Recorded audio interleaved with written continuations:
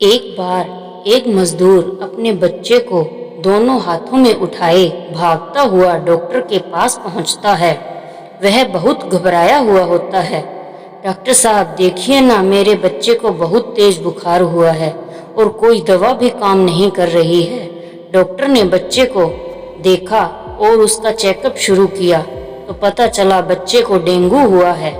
Doctor ने कहा कि इसे तुरंत एडमिट करवाना पड़ेगा, इसकी जान खतरे में है। करीब 50,000 का खर्चा आएगा और आप पैसे जमा करवा दीजिए और इसे एडमिट करवा दीजिए। डॉक्टर साहब, अभी मेरे पास इतने रुपए नहीं हैं, आप मेरे बच्चे को एडमिट कर लीजिए, मैं आपका एक एक पैसा चुका दूंगा। पहले पैसे लेकर आओ, फिर बच्चे को एडमिट करेंगे। तो वह मजदूर डॉक्टर के सामने गिड़गिड़ाने लगता है और अपने बच्चे को डॉक्टर के पैरों में रख देता है और डॉक्टर के पैर पकड़ लेता है। मैं बहुत जल्द पैसों का इंतजाम कर लूँगा और धीरे धीरे आपके पैसे चुका दूंगा। मेरा एक ही बेटा है, कृपा इसका इलाज शुरू कर दीजिए, नहीं तो यह मर जाएगा। मुझ गरीब पर थोड़ी सी दया कीजिए डॉक्टर साहब। मजदूर बहुत मिन्नतें करता है, लेकिन पैसे नहीं होने की वजह से डॉक्टर बच्चे को एडमिट नहीं करता और बच्चे के ऊपर से निकलकर अपने काम में लग जाता है।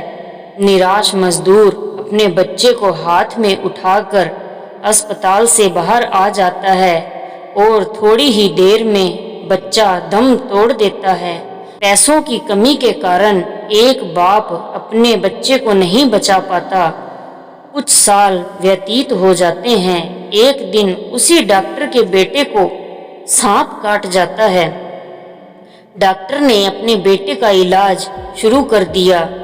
न जाने कितने डॉक्टरों की टीम को इकट्ठा किया, लेकिन कोई भी इलाज काम नहीं कर रहा था।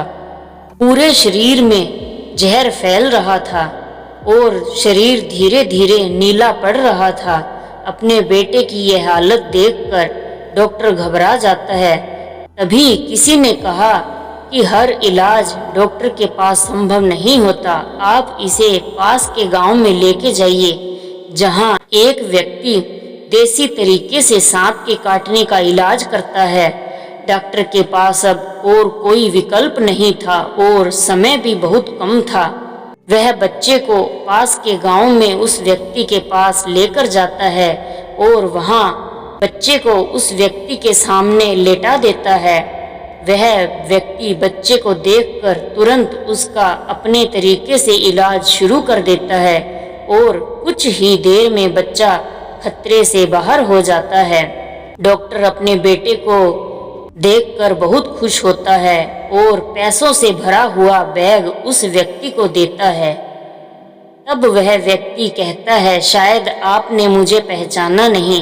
कुछ वर्ष पहले मैं भी अपने बीमार बेटे को आपके पास लेकर आया था और इन्हीं पैसों की कमी के कारण आपने मेरे बेटे का इलाज नहीं किया था और मेरा बेटा दुनिया छोड़कर चला गया।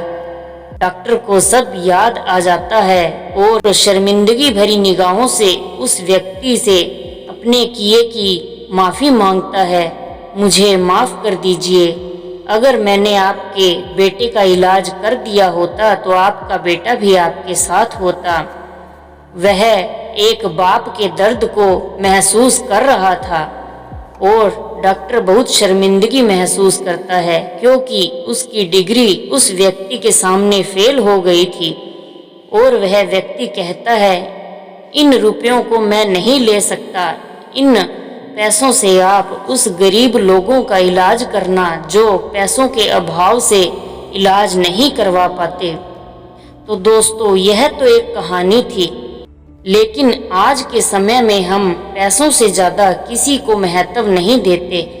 अगर आपकी मदद से किसी की जिंदगी बच जाए तो उस मौके को कभी गंवाना नहीं और याद रखें कि समय का चक्र गोल होता है, एक दिन घूम कर जरूर हमारे पास आता है।